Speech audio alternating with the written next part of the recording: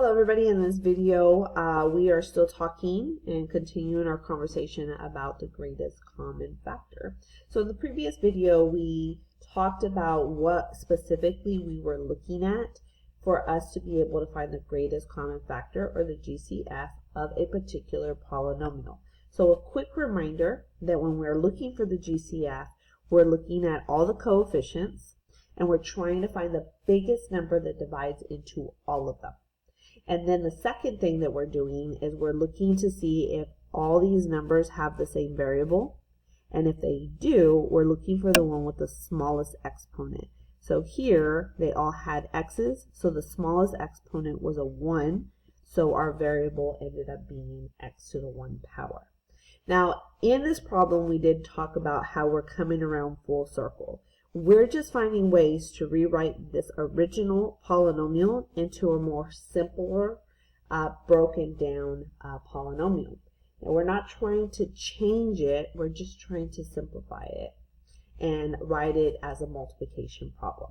So let's go ahead and see if we can do the same thing with several examples.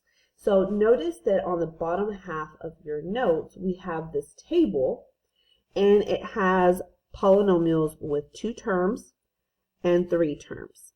So let's go ahead and talk about all the different ways that we can factor and some of the rules that we use to help us make sure that we're factoring all the way. So we're going to find the greatest common factor and put that here, and then we're going to go ahead and break it down and turn it into a multiplication problem on this side. Now, I do want to remind you that we're using the biggest coefficient divider. So we're looking for the number that divides into all the coefficients, whether it be 2 or 3 numbers. We're looking for the smallest variable exponent. And then one of the things that we didn't talk about is this one. If you happen to have a negative in the front of your polynomial, like this one. See, notice these are both positive, this one's negative. So if you happen to have a negative in the front, then we're going to have to divide that out. So I'm going to show you how to do that, because whatever's going to be left inside the parentheses, so I'm going to show you this, has to start with a positive number. It is for what we're doing, okay?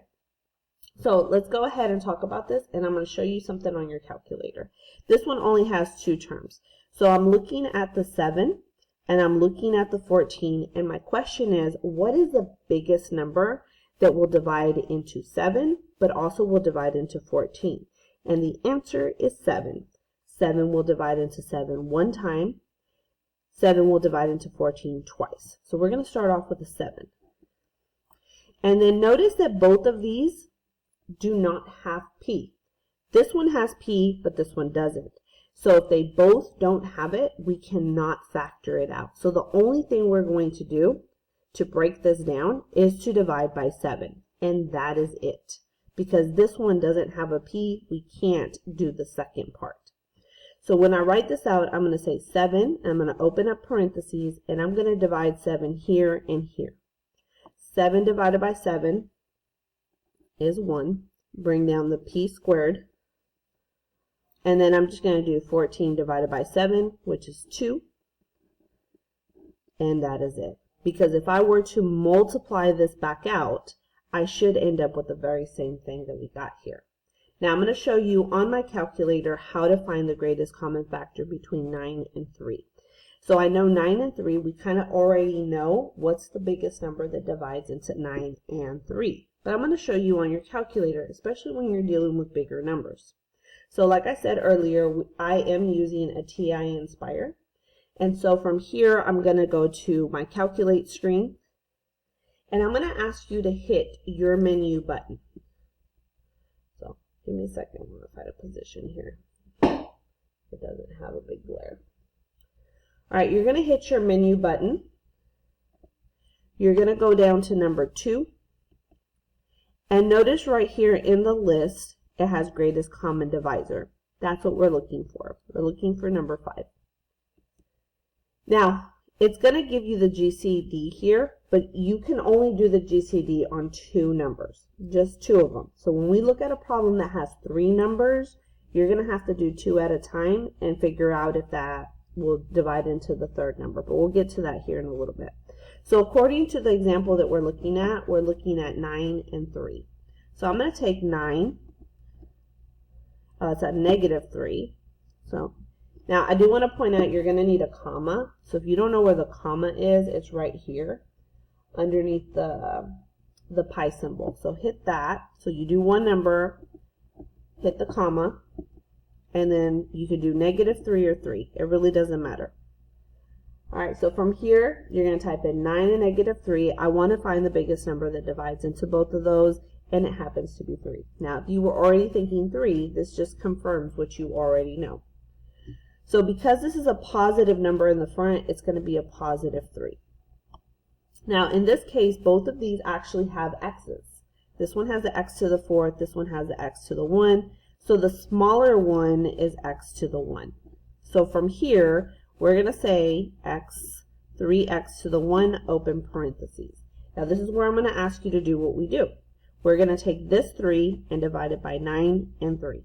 Then we're going to take the 4 and the 1 and subtract 1 from each one of them.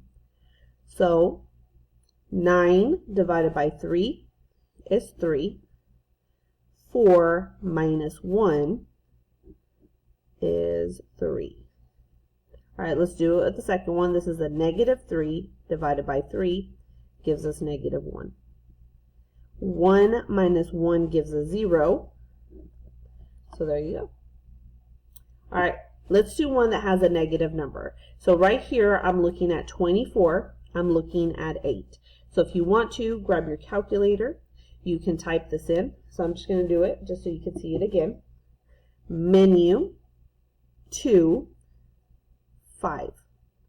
I'm going to say 24. It doesn't matter if you do a positive or negative. Let me just do a -24, comma, is that a +8?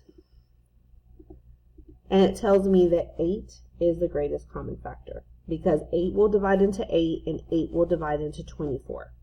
So our number is not just 8, but it's whatever the first sign is. So if this is a negative, this is a negative. Notice how the 7 was positive, so was this one. 9 was positive, so was this one. But because we have a negative in the front, you're going to go ahead and factor out a negative. All right, they both have n's. The smaller exponent is a 2. So we're going to say n to the second. And then I'm going to say -8 n to the second power. And then I'm going to divide both numbers by -8, and then I'm going to subtract by 2. All right, so let's go ahead. -24 divided by -8 gives us a +3. 3 minus 2 is 1. All right, +8 divided by -8 is a -1. 2 minus 2, 0. I don't have to write it down because it's 0. All right, let's do one that has 3. Now, I do want to remind you that when you use your calculator to find the greatest common divider, that you can only do 2 at a time. So if you do 2, then you have to ask yourself, will it also go into the other one? Okay? So with that being said, I'm just going to use the first 2. So if you're using your calculator, I'm going to do menu 2, 5, and do 12, comma 6. So we know 6 divides into both 12 and 6. But does it divide into 27? If you're not sure, divide it and notice that it doesn't give you a whole number. So it's not going to work. So let's do the GCD again. And this time let's use 6 and 27. So here's 6. If you want to use a -27, we can. It doesn't matter. And it says 3. 3 is the greatest common factor. 3 divides into 6. 3 divides into 27. Will 3 divide into 12? And the answer is yes. So instead of using the 6, we're going to use the 3 because the 3 divides into all of them. So that's what we're doing here. We're trying to find one number that divides into all of them. And so for this one, because 12 is positive, so is this 3. All right, notice that they all have n. That's a 5, that's a 2, this is a 1. So that one is the smallest. So we're going to subtract 1 from all of them.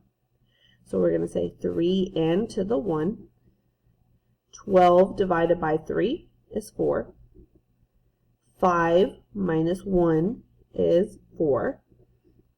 6 divided by 3 is 2. 2 minus 1 is 1. Negative 27, remember this is a negative 27 divided by 3, gives us a negative 9. 1 minus 1 gives us 0, and there you go. So if I were to multiply all of these by 3, it would give me the same numbers. And if I were to add 1 to all these exponents, I would get all these exponents. All right, let's do this one right here, just to finish it off. All right, so in this case, we do have a negative in the front, but we're trying to see, notice that these two numbers are the same. So really, we're just trying to find the GCF between 9 and 54. So if you do your calculator, you're going to find that 9 is the greatest common factor here. So because you can divide 9 into 9, but you can also divide 9 into 54.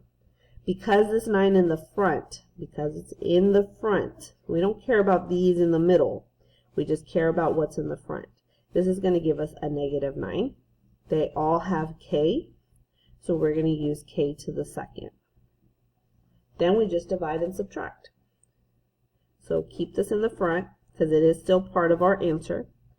Negative 9 divided by negative 9 is a positive 1. 5 minus 2 is k to the third. All right, negative 54 divided by negative 9 will give us a positive 6. 3 minus 2 gives us 1. And then if you do a positive 54 divided by negative 9, it'll give us a negative 6. 2 minus 2 gives us 0. All right, last one, we're going to run through it kind of quickly. Notice that there's a negative in the front. So the number I'm looking for has to be negative. So we have 5, 50, 90, 70. So it's pretty obvious here that it's probably going to be 10, but you can put it in your calculator to check it. Now, this one has an M, this one has an M, this one does not. So we cannot factor out a letter unless they all have it. So we're just going to divide everything by negative 10 and keep their variables and their exponents. So negative 50 divided by negative 10 is a positive 5, m to the third. 90 divided by negative 10 is a negative 9, m to the 1, or just m. Negative 70 divided by negative 10 is a positive 7. So sometimes you factor out a number with no variable. Sometimes that variable is positive or negative, and sometimes we have to take out a variable if they have it in common. So I know we spent a little bit of time talking about that, but I hope that that kind of clears up what we're doing here. We're finding the biggest divider, the smallest exponent, and factoring out negatives so we can keep everything in simplest form. Alright, so I hope these examples have helped. I'll see you guys in the next video where we actually break down some more of these problems.